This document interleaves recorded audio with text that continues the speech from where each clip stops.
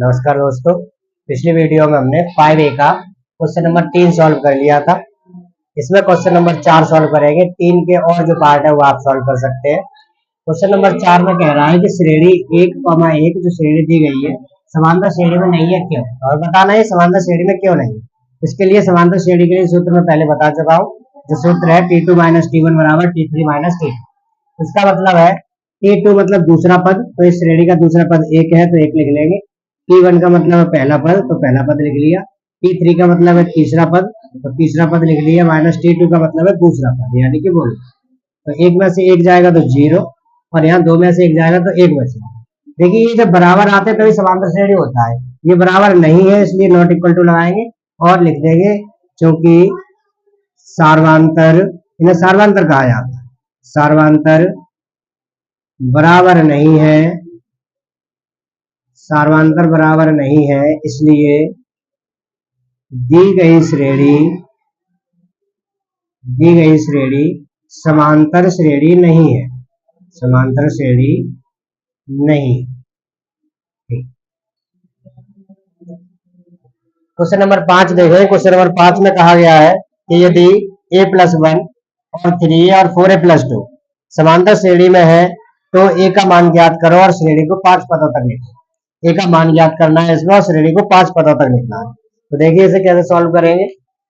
3 पद दिए गए हैं, 1 2 3, और जब 3 पद दिए जाते हैं तो और कहा जा रहा है कि समांतर श्रेणी में है, तो हम लिखेंगे चूंकि दिए गए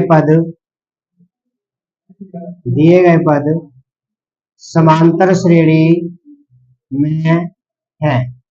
समांतर श्रेणी में है तो सूत्र क्या लगता है, बताया था T2 - T1 बराबर T3 - T2। T2 का मतलब है दूसरा पद, तो यहाँ लिखेंगे 3a, माइनस T1 का मतलब है a+1, तो कोष्टक लगा के a+1 लिखेंगे।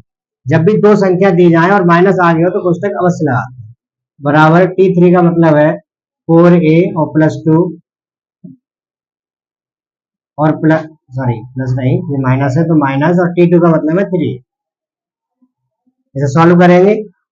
3a इस माइनस का अंदर गुणा करेंगे तो हो जाएगा माइनस का a, और j - हो जाएगा माइनस और 1 बराबर, यहाँ देखिए 4a + 2 और माइनस का 3। माइनस के 3a में से 1a जाएगा तो 2a बचेंगे। माइनस का 1 बराबर 4 में से 3a गए तो 1a बचेगा और +2 a इधर ले आओ और माइनस का 1 उधर ले जाओ, तो ये हो जाएगा 2a - a बराबर 2 + 1। देखिए इसके आगे कोई चिन्ह नहीं तो प्लस माना जाएगा, और प्लस वाली किसी भी संख्या को हम बराबर के इधर लेके आते तो माइनस का हो जाएगा। तो 2a में से 1 a गया तो बचा a, और बराबर 2 और 1 हो गए 3। इस प्रकार a का मान आया 3। a का मान 3 आ गया इसमें। अब हम ज्ञात करेंगे इसकी श्रेणी क्या बनेगी, इसलिए